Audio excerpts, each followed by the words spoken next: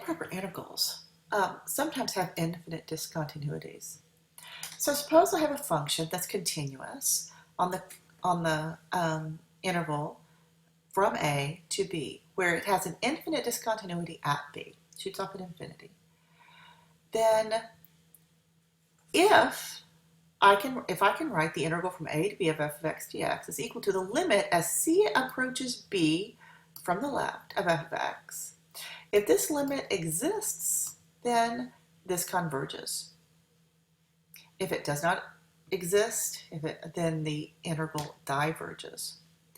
Now, conversely, if the other endpoint has the infinite discontinuity, then you take the limit as C approaches A from the right of the integral from C to B of f of x dx.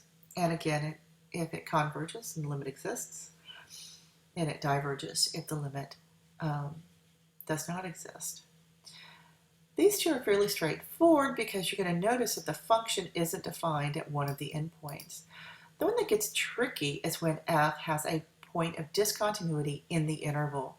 And then you have to integrate from the lower limit to that discontinuity and add to that the integral from the discontinuity to the upper limit.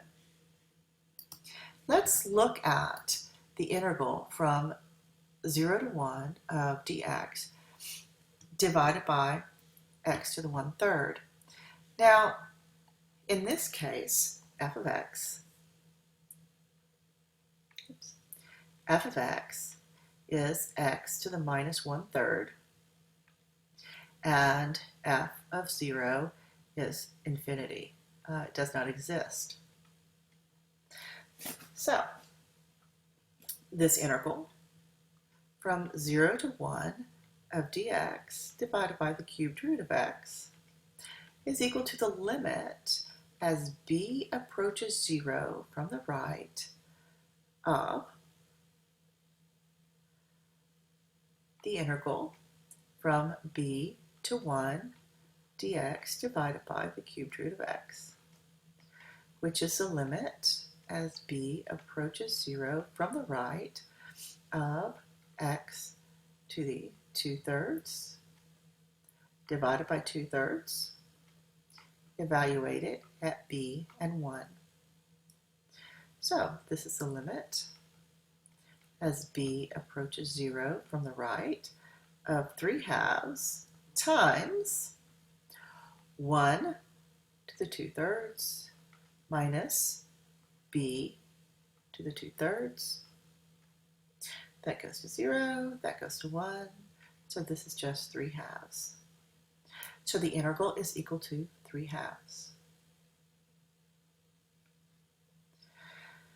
They don't always converge, they may diverge. Let's look at this integral right here, the integral from 0 to 2 of dx over x cubed. In this case, f of x is x to the minus 3, and f of 0 does not exist. So I know this integral is the limit as b approaches 0 from the right of the integral of b to 2 dx divided by x cubed. So this is the limit as b approaches 0 from the right of raised to the power by 2 by 1, evaluated at b and 2. So this is the limit as b approaches 0 from the right. I'm going to pull out this negative 1/2. So this becomes 1 over 2 squared minus 1 over b squared. This is unbounded, so this is positive infinity. It does not exist. This integral diverges.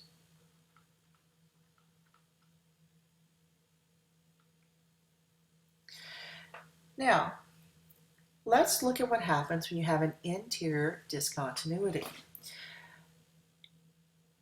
Don't just do this integration because you know you can do it. F of x is x to the negative 3. And from negative 1 to 2, f is discontinuous at 0. So that tells me the integral from -1 to 2 of dx divided by x cubed, we're going to have to rewrite it.